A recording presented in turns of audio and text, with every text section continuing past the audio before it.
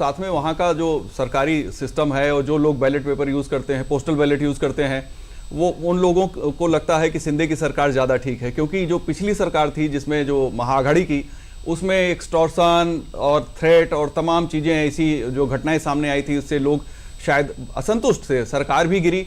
उनके जो core issues थे शिवसेना का उन्होंने छोड़ दिया था उद्धव ठाकरे ने, तो सिंधे ने पूरी तरीके से एक पार्टी ही कब्जा कर ली, उनको शिवसेना का नाम ही बदल गया उद्धव ठाकरे की।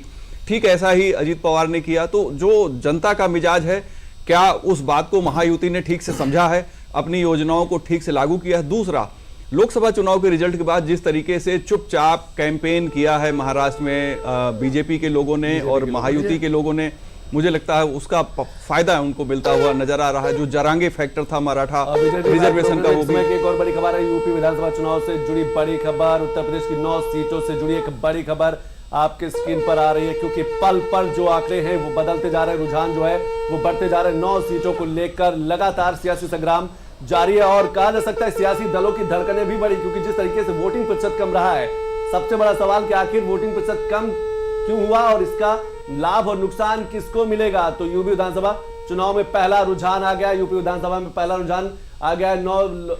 फूलपुर से भारतीय जनता पार्टी आगे चल रही। पिछली बार भी फूलपुर से बीजेपी के प्रत्याशी रहे और इस बार भी बीजेपी फूलपुर से आगे चल रही है। अखंड जी किस तरीके से देख पा रहे हैं? फूलपुर वैसे भी कहा जा सकता है बीजेपी का बड़ा जनाधार वाला जो एरिया है, सीट है।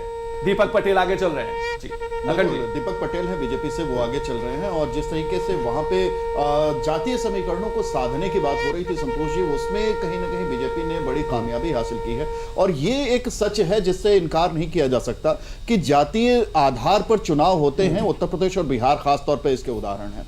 और ऐसे में जब फूलपुर की बात होगी तो वहां पे जो जातीय समीकरण है उनकी तरफ नजर डालना बेहद जरूरी हो जाएगा। मुस्लिम वोट बैंक को अगर हम केंद्र में रख के बात करते हैं तो हमें यह भी देखना होगा कि